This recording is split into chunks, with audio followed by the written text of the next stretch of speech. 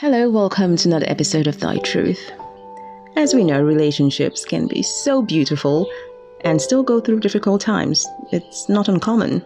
Every relationship goes through different stages. I remember someone told me years ago, the first 5 years of a fully committed relationship can be so overwhelming, it can be so tempting, and if you can overcome the hurdles, the wahalas of the first 5 years, then you can overcome most things in the future together, as a couple or as partners. Of course, I understand it's relative. So just because you've lost feelings doesn't necessarily mean that you can't get them back. Well, in some cases. So, what are the signs your relationship might be in trouble? Number 1, you don't talk anymore. You stop having conversations. Maybe before you ask your partners their opinions or you talk about certain issues, but you've stopped. It might be a sign you're losing connection. Number 2, you ignore your partner. Let's say you used to ask about, their schedule or work, but nowadays you've lost interest in how their day went. You don't want to know. It might also be a sign that things have changed. Number 3, your attitude has changed. If you see yourself treating others similar but your partner differently or different than usual, different than normal, well, it may be a sign your attitude towards them have changed. Number 4, when you make yourself less and less available, you're not physically present, you don't want to be around them, you don't want to respond to them, you feel withdrawn, you get exhausted being around them, you get drained talking to them, that might also be a sign. And number 5, you don't argue anymore. You used to argue, maybe you used to cry during your arguments, but now you feel it's not worth it. You don't feel like arguing. You feel numb. Now, these are concerns, of course, but it doesn't necessarily mean it's over. It doesn't mean there's no hope. There might be hope. There are a few things you can do to reignite the spark. And if you're willing, if you really want to, if you want to work at it, if you're willing to revive the relationship, it might be possible. Which brings me to the part, how do you revive a relationship that you feel exhausted being around them, you don't talk anymore, you don't communicate, you ignore them? How can you revive such a relationship? Is it even possible? It depends on you if you're willing and ready to make it work. Of course, we're not ignoring the fact that these attitude or this reaction might be as a result of an action. Maybe your partner did something or have been doing things to make you feel that way. So we're not going to talk about that yet, or I won't be looking at that. We're looking at, okay, things happened.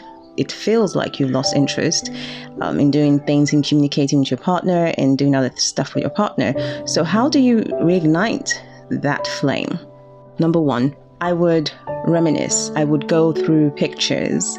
I would reflect on the time we spent together, the love that we shared in the start, because you obviously love the person to be in a relationship with them. I will assume you love the person to be in a committed relationship with them.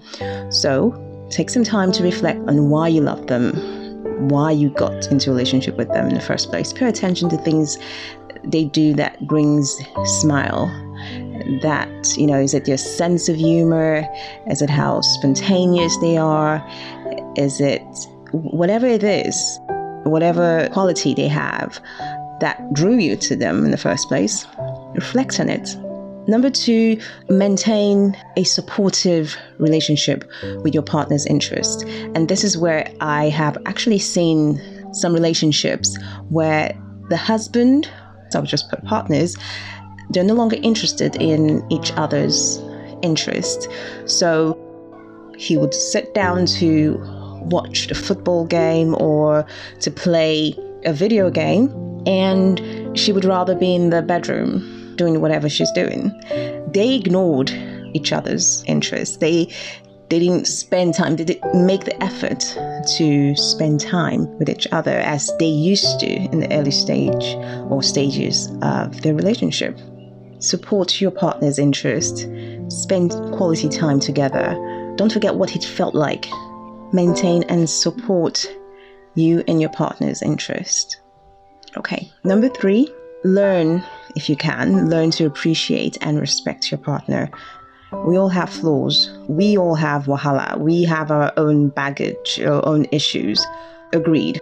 Rather than focus on the shortcomings of our partners, because of course as time goes on, you tend to see things that you don't really appreciate in your partner. I mean, you're already in a committed relationship with this person. To stop focusing on your shortcomings, accept it whenever you can. Express things that you like about them, the things that you cherish about them. Appreciate it. Let them know that you appreciate them for them. I mean, honestly. So, for instance, they do something for you, maybe breakfast in bed or something nice. Say thank you. Thanks for doing that. Or thanks for doing the dishes. Thanks for helping me out with this and that. And I appreciate it. Build up a culture of appreciation and respect. Moving on. Number 4, empathize with each other. A healthy relationship requires both partners to work hard, to empathize, not sympathize. There's a difference. If you want to make it work, you need to understand what your partner is feeling. And when there's issues, you're able to resolve them quickly. Number 5, talk to them. When issues come up, before it gets worse, before it gets into a difficult situation, talk to each other. Small conversations here and there can help you open doors to meaningful discussions later on. So communicate. If you want a relationship to work out, and I've learned it the hard way, you need to be able to communicate. You need to, by communicating, I mean communicating with honesty and trust. Communicating can give you the push you need to rekindle, to revive a relationship. Date again. Date your partner again. I know, it's easier said. In the means of having wahala or problems in a relationship, we tend to not pay attention to our partners. If you want to rekindle the feelings you used to share, it could be that you might want to see them the way you first saw them. And the way you first saw them was pretty amazing, no? I'm sure it was. Because you paid attention to the details. You paid more attention to the relationship. You would call in the morning, check up on them, make sure they're okay. You pretty much made them the center of your attention. Why not try that again? Well, I hope that helps. Mind you, if you are struggling in your relationship, at some point you'll need to decide whether you want to put in the work, whether you want to make it work or you want something else. It's your decision. But you can love someone, you may love someone and still not be able to assess them. They seem inaccessible. If that happens, if you can't follow, if you can't do these things, then maybe you could seek couple counseling. As long as you're both ready to fight for the relationship, you're ready to make it work, a couple therapy might support you making the changes that you need, that you require to revive and improve your relationship. Thank you for listening. I wish you all the best.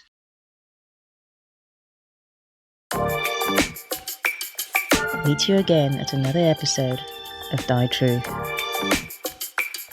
Finding Your Truth with Efemena.